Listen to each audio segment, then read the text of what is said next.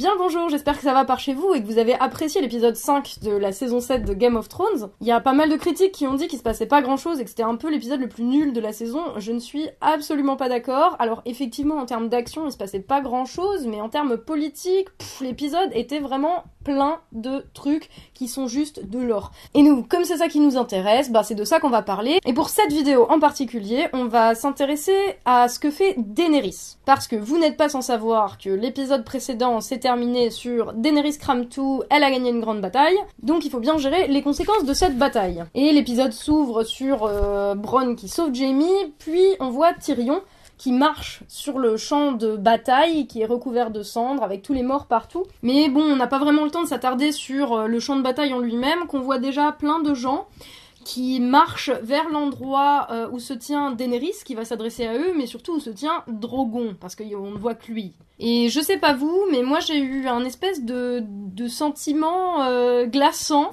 d'horreur, où on voit toute cette masse de gens qui convergent vers le monstre, avec la tête baissée dans une attitude de soumission, qui osent même pas le regarder, qui osent même pas lever les yeux vers le dragon. En même temps normal, c'est un peu flippant comme truc. Et ils sont déjà en mode on a accepté le nouveau leader, s'il vous plaît, ne nous tuez pas. Ça m'a rappelé un petit peu à la fois les films ou même les documentaires qui évoquent en fait la prise du pouvoir par des méchants qui vont établir une dictature ou une tyrannie. Ce côté mouvement concentrique autour d'une figure. En plus, là, le dragon, pour le coup, c'est vraiment la figure mythologique du Léviathan, qui, selon les histoires, prend des formes différentes, mais qui est en gros un gigantesque reptile, et qui, chez le philosophe politique Hobbes, représente le pouvoir souverain. Alors, le pouvoir souverain, ça peut être une seule personne, ça peut être une institution, comme l'État, et tout ça, c'est symbolisé chez Hobbes par le Léviathan. Là, quand on voit tout le monde converger, en fait, vers cette figure aussi impressionnante, aussi énorme, qui prend tout l'espace et qui impose finalement sa volonté en projetant son ombre sur tous les gens qui sont autour, on peut pas s'empêcher de se dire que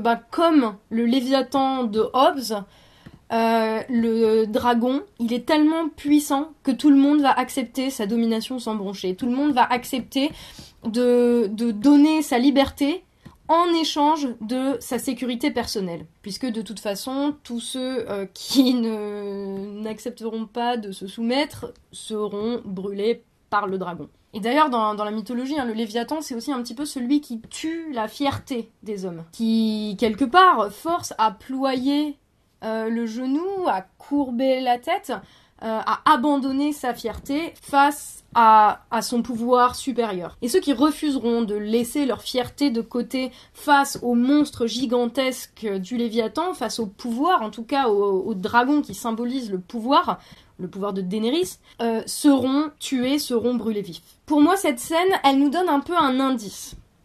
Et un indice sur la possible dérive autoritaire de Daenerys et la possible dérive autoritaire du pouvoir finalement. Le pouvoir qui, bien ou mal intentionné, peu importe, mais peut conduire à la fois à la déshumanisation des gens qu'il domine et à l'obéissance de ces mêmes gens, mais une obéissance qui est pas basée sur le choix, qui est pas basée sur le consentement, mais qui est basée sur la peur. Et là, j'ai trouvé que le dragon représentait un petit peu ça. Il déshumanise en fait les humains qui sont autour, et les humains en question doivent obéir, non pas parce qu'ils le choisissent, mais parce qu'ils ont peur. Et on le voit, de toute façon, ils ont pas le choix, Enfin, pour rester en vie, il faut ployer le genou. Cette image-là, elle est extraordinaire d'incohérence, avec tout ce que Daenerys représente depuis le début. On l'a vu dans l'épisode sur Daenerys, mais ce qu'elle représente depuis le début, c'est justement qu'elle humanise les gens qui ont été traités comme des objets depuis la naissance, dont elle, d'ailleurs,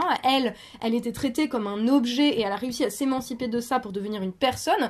Et ensuite, tout son combat, ça a été pour donner aux gens la possibilité de se trouver leur identité eux-mêmes. À savoir de n'être plus des objets, de n'être plus la propriété de maîtres esclavagistes, mais d'être des personnes. Et la deuxième chose, c'est que les gens qui la suivent depuis le début de la série, ils s'en remettent à elle comme souverain, ils la suivent comme dirigeante politique parce que elle leur donne le choix. Et c'est tout le sens de ce que Missandei essaye d'expliquer à Davos et à Jon Snow quand ils discutent, quand elle essaye de leur dire « mais si je voulais m'en aller, Daenerys me donnerait un bateau et me souhaiterait bonne chance ». Pareil, le fait que le dragon soit là, comme moyen de faire plier et de faire obéir à la volonté de Daenerys toute une foule, en fait ça contredit exactement toute la question du libre arbitre et de la liberté de choix qu'elle veut donner aux gens, ou en tout cas qu'elle dit qu'elle veut donner aux gens depuis le début. Et du coup, cette scène, elle sonne un petit peu comme une mise en garde sur tout souverain, tout dirigeant potentiel, qui accumule assez de force, en fait, pour soumettre d'autres gens à sa volonté. Et parce que c'est pas seulement incohérent avec ce qu'elle fait depuis le début, c'est aussi incohérent avec le discours qu'elle va leur tenir. Quand elle va leur dire « je suis là pour briser la roue qui vous écrase, qui écrase les gens comme vous, et qui favorise toujours les Cersei Lannister de ce monde ». Sauf qu'à cet instant précis, elle-même, elle incarne quelque chose qui est bien pire que Cersei, puisque c'est quelqu'un qui tue de manière aveugle. Effectivement, hein, les dragons, le feu, c'est quelque chose qui est totalement incontrôlable, donc il va y avoir forcément des dommages collatéraux, des gens qu'elle ne voulait pas tuer, qu'elle va peut-être tuer. Du coup, elle représente là, elle-même, beaucoup plus que Cersei, les tyrans en puissance qui écrasent le peuple, et qui en plus demandent au peuple une obéissance complètement aveugle, sous peine de mort sinon. C'est pas possible que les gens l'entendent, que les gens l'écoutent, alors qu'il y a cette espèce de gigantesque monstre qui représente justement le pouvoir basé sur la peur, les gens écrasés, la tyrannie, qui est présent à côté, quoi. Je suis même pas sûre qu'ils entendent leurs paroles, quoi. Il y a un dragon qui est énorme, juste derrière Daenerys, qui toise tout le monde de sa supériorité. Forcément, ils peuvent pas entendre. Et le problème de Daenerys, en fait, c'est qu'elle a une vision extrêmement manichéenne des choses, là. C'est-à-dire que là, elle s'imagine qu'on est encore dans une configuration où il y a les lords, les seigneurs, contre le peuple. Et là où à Essos, cette dichotomie, cette division, cette vision blanc et noir, des maîtres contre les esclaves, des méchants contre les gentils, des dirigeants contre le peuple, du blanc contre du noir, cette vision-là, ça fonctionnait. Donc à Essos, cette vision-là, elle était tout à fait légitime, hein, puisque de fait, il y avait vraiment une petite minorité de maîtres esclavagistes.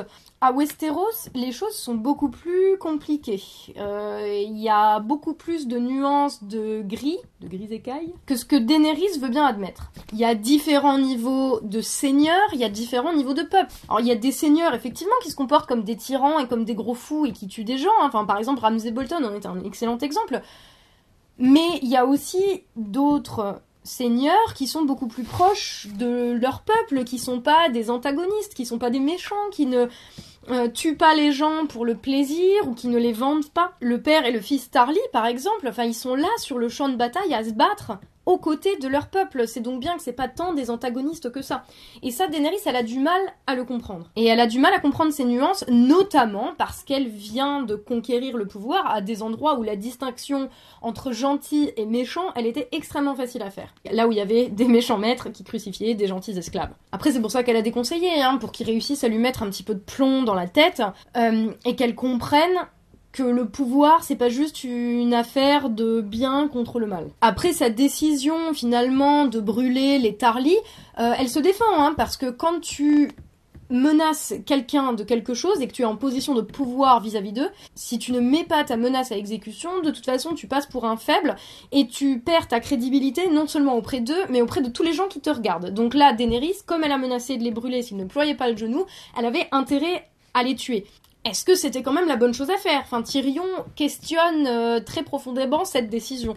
Et il a raison de poser la question, d'où l'importance, avant de menacer, puisque t'es obligé de mettre tes menaces à exécution, sinon tu perds toute crédibilité, d'où l'importance de peser le pour et le contre, avant de menacer de manière impulsive, on va le dire comme ça, pour être gentil. Après, sur la question de est-ce que là ça préfigure une future tyrannie de la part de Daenerys, je sais pas, hein, parce que là non plus c'est pas blanc ou noir en fait. On peut pas, à la lumière de ça, déterminer ce que Daenerys va faire ou pas, en réalité. Le pouvoir, c'est une histoire de choix et de succession de choix. Parce que, malgré tout, j'ai pas l'impression qu'elle ait vraiment perdu de vue son objectif. Et pas seulement parce que dans son discours, elle parle de briser la roue, mais aussi parce que dans son dialogue avec Jon Snow, elle lui dit texto, on veut tous les deux aider les gens, mais on sait qu'on peut les aider que si on est en position de force. Et parfois la force, c'est quelque chose de terrible. Et j'ai trouvé ça intéressant parce que c'est vrai, si t'as pas la puissance, si t'as pas la position de pouvoir qui te permet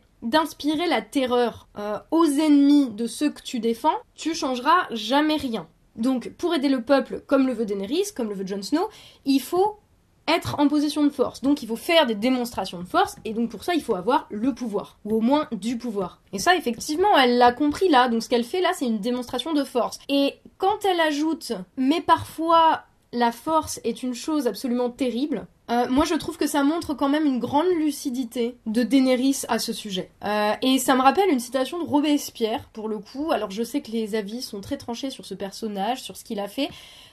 C'est pas, là je parle vraiment pas ni de la personne de Robespierre ni de ce qu'il a fait, c'est juste une citation là que je trouve extrêmement intéressante.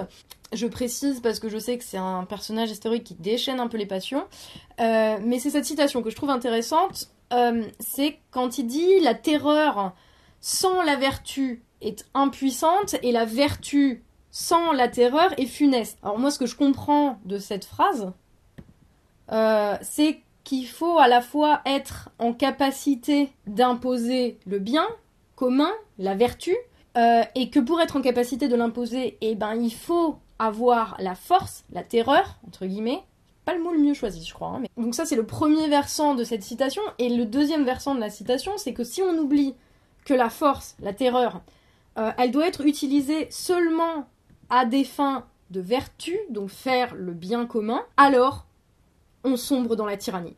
Et je pense qu'au niveau de Daenerys, en fait, on a assez d'éléments pour prouver que à la fois, elle a compris que le pouvoir était un délicat équilibre à trouver justement entre la terreur et la vertu, et que, en fait, n'importe quel dirigeant, quand il est bien intentionné, hein, parce que les dirigeants mal intentionnés, de toute façon, finissent forcément comme des tyrans, mais qu'un dirigeant bien intentionné a toujours la possibilité de sombrer dans la terreur. Et c'est au fur et à mesure des choix qu'il fait que les choses vont se décider, en fait. Et c'est un petit peu ce que Varys et Tyrion, c'est ça dont ils discutent plus tard dans cet épisode où Varys dit Daenerys, ça ne lui arrivera pas de devenir comme son père parce que elle est bien conseillée. Et c'est ça, je trouve, qui est intéressant, en fait. C'est toute l'ambiguïté du truc. Est-ce que Daenerys va sombrer dans la tyrannie ou pas ? Ben, on sait pas. Et en fait, pour n'importe quel dirigeant, pour n'importe quel leader politique, entre guillemets, il y a toujours cette possibilité de sombrer dans la tyrannie. Et du coup, il faut toujours qu'il y ait des gens qui contrebalancent cette tendance-là, cette possible dérive qui est toujours présente. Et c'est à ça que Tyrion va devoir servir. Et alors, de manière tout à fait ironique sur la question de la tyrannie, évidemment, enfin, on a tous en tête l'idée du tyran, justement, qui a une autorité qui est absolue, qui a le pouvoir juste de la force, de la peur, qui oppresse les gouvernés. Et en fait, il y a un truc qui est hyper ironique, c'est que à la base, dans la Grèce antique, quand le mot a commencé à être utilisé, au 7e et au 6e siècle avant Jésus-Christ, c'était pour qualifier des gens en fait qui n'avaient pas eu le pouvoir de manière héréditaire, donc qui n'étaient pas nés pour le pouvoir, mais qui l'avaient conquis par la force ou par la ruse. Mais surtout, c'était des gens qui avaient le soutien du peuple, qui étaient portés au pouvoir par le peuple pour lutter contre les abus des riches et notamment des propriétaires terriens.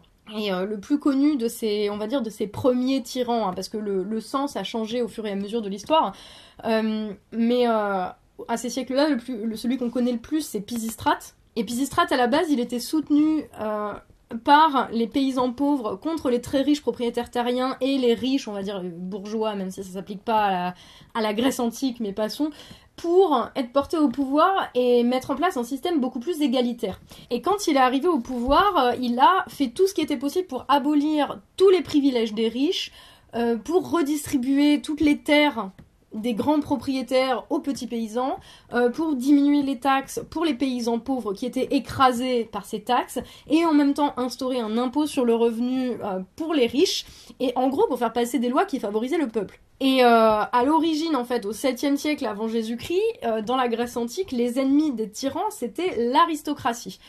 Et je trouve que ça fait vachement écho, en fait, à ce qu'est Daenerys. Et ce qui est drôle, c'est que c'est par la suite que le terme a pris une tournure, on va dire, plus négative, parce que c'est le nom qui était en fait donné par les ennemis des tyrans pour les stigmatiser, parce qu'ils gouvernaient juste par la force. Mais ouais, à l'origine, c'était des gens qui étaient portés en triomphe, en gros, par la foule, par les pauvres, par les masses, comme Daenerys, et qui, au fur et à mesure, qui faisaient passer des lois, qui changeaient un petit peu la société, qui changeaient les mentalités, au fur et à mesure, en fait, que leur utilité, que l'utilité des tyrans au pouvoir, elle diminuait, puisque les choses allaient de mieux en mieux, et le tyran se faisait de plus en plus violent, de plus en plus oppresseur, parce qu'il avait de moins en moins de raisons d'être là, en fait. Et c'est Aristote qui disait « Aucun homme libre ne peut consentir volontairement à une autorité pareille », parce que c'est une autorité qui est quand même absolue,